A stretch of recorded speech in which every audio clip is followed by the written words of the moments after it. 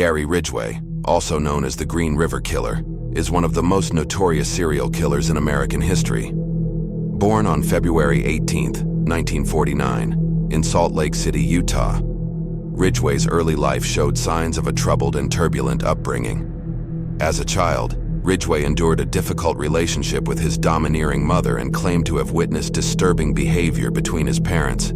His teenage years were marked by social difficulties and a lack of success with girls, which contributed to his feelings of inadequacy and frustration.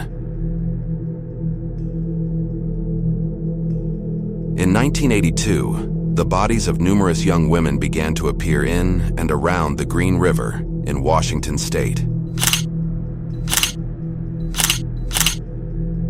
The victims, mostly runaways or prostitutes, were strangled and often left in wooded areas or the river itself. The heinous string of murders continued for years, causing widespread fear and concern in the Pacific Northwest. Law enforcement agencies struggled to identify a suspect, and the case became one of the most prolonged and expensive investigations in U.S. history. Explorer scouts have found the remains of another human body buried on a wooded hillside near Seattle.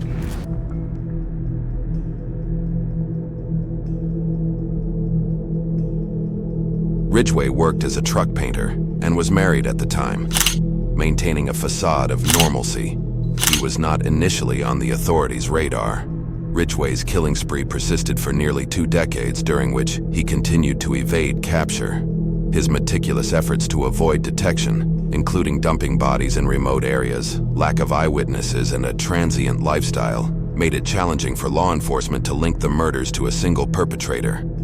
The breakthrough in the case came in 2001, when advancements in DNA technology led to Ridgway's arrest.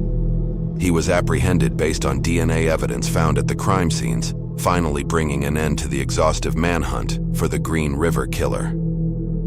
You took the lives of 48 women. You snuffed them out. More than 48 women. 71, yes. Right. You killed them all, Ridgway. You killed them all. Mm-hmm. In November 2003, Ridgway entered into a plea bargain in which he confessed to the murders of 48 women, although it's believed the actual number of victims might be much higher. Your statement begins as follows.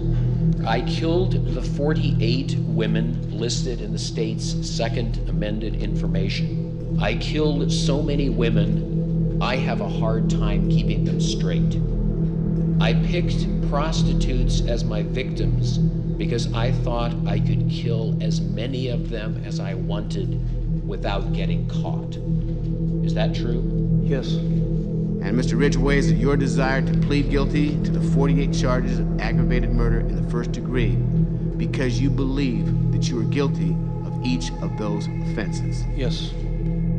In exchange for his cooperation and providing information about the victims and their whereabouts, he escaped the death penalty and received a life sentence without the possibility of parole. Ridgway's chilling and brutal actions shocked the nation, and his case raised awareness about the vulnerability of marginalized and at-risk individuals in society.